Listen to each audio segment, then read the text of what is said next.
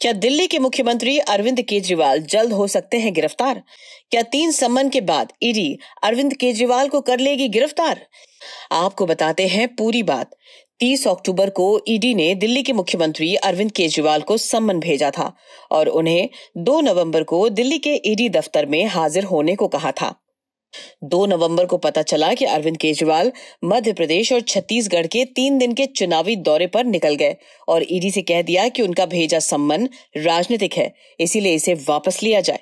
अरविंद केजरीवाल ने ईडी के पहले सम्मन को तो इग्नोर कर दिया। अब सवाल उठता है कि अरविंद केजरीवाल कब तक ईडी के सम्मन की अनदेखी कर सकते हैं, यानी कब तक ईडी से बच सकते हैं। नियम के मुताबिक कोई भी व्यक्ति 3 बार से ज्यादा ईडी के सम्मन की अनदेखी नहीं कर सकता। ऐसे में यदि अरविंद केजरीवाल ने 3 बार ईडी के सम्मन की अनदेखी की और वो ईडी के पास नहीं गए, तो फिर ईडी उनके खिलाफ गैर जमानती वारंट जारी कर सकती है। इसके लिए ईडी को कोर्ट की इजाजत लेनी पड़ेगी और कोर्ट ही ये वारंट जारी करेगा।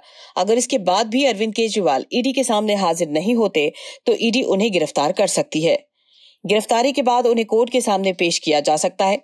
दरअसल अरविंद केजरीवाल के मामले में लोगों की दिलचस्पी इसलिए भी ज्यादा बढ़ गई है क्योंकि इसके पहले झारखंड के मुख्यमंत्री हेमंत सोरेन को ईडी जमीन घोटाला मामले में 5 बार सम्मन भेज चुकी है, लेकिन हेमंत सोरेन एक बार भी ईडी के सामने हाजिर नहीं हुए।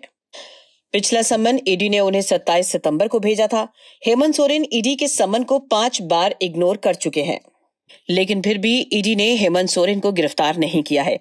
इसके अलावा पश्चिम बंगाल की मुख्यमंत्री ममता बनर्जी के भतीजे अभिषेक बनर्जी, कर्नाटक के उप मुख्यमंत्री डीके शिवकुमार सहित कई अन्य नेताओं का मामला भी लंबे समय से ईडी के पास अटका है, लेकिन ईडी ने उन्हें अभी तक गिरफ्तार नहीं किया है। यहाँ ये बताना ठीक रहेगा कि हाल में सुप्रीम कोर्ट ने कहा था कि यदि कोई व्यक्ति ईडी के सामने हाजिर नहीं होता, तो ईडी उसे सिर्फ इसी आधार पर गिरफ्तार नहीं कर सकता।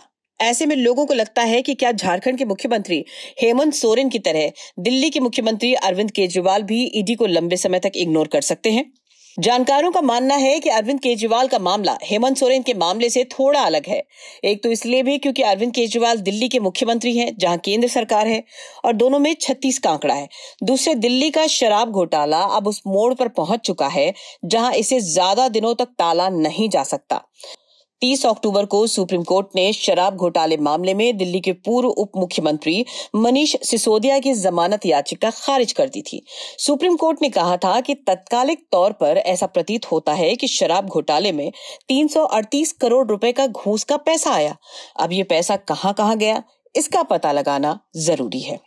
क्या इसका इस्तेमाल गोवा के चुनाव में हुआ? सुप्रीम कोर्ट ने प्रिवेंशन ऑफ करप्शन एक्ट के तहत भी इस मामले का संज्ञान लिया और इसी आधार पर मनीष सिसोदिया की जमानत याचिका खारिज कर दी।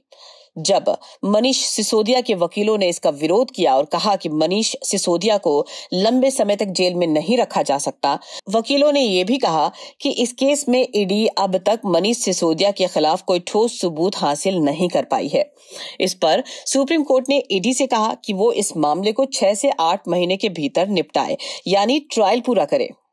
अब ऐसे में दिल्ली के मुख्यमंत्री अरविंद केजरीवाल बार बार ईडी के सम्मन को इग्नोर करेंगे तो जाहिर है कि ईडी सुप्रीम कोर्ट जा सकती है और वहां जाकर कह सकती है कि उसे शराब घोटाले में दिल्ली के मुख्यमंत्री अरविंद केजरीवाल की भूमिका की जांच करनी है और जांच को आगे बढ़ाना है। शराब घोटाले में आप पार्टी की भूमिका के बारे में भी जांच करनी है। अब चूंकि सुप्रीम कोर्ट ने खुद ही मामले को 6 से 8 महीने में पूरा करने का निर्देश ईडी को दिया है, तो ऐसे में कोर्ट अरविंद केजरीवाल को ईडी के सामने हाजिर होने को कह सकता है। और अगर अरविंद केजरीवाल ईडी के सामने आए और ईडी के पास अरविंद केजरीवाल के खिलाफ कुछ पक्के सबूत हुए, तो ईडी दिल्ली के मुख्यमंत्री को गिरफ्तार भी कर सकती है। इस एपिसोड में आज बस इतना ही। अब आप हमारे न्यूज चैनल प्योर पॉलिटिक्स को यूट्यूब पर देख सकते हैं। आप यूट्यूब पर जाकर youtube.com/@purepoliticsonly टाइप करें। इसे सब्सक्राइब करें और शेयर करें। नमस्कार।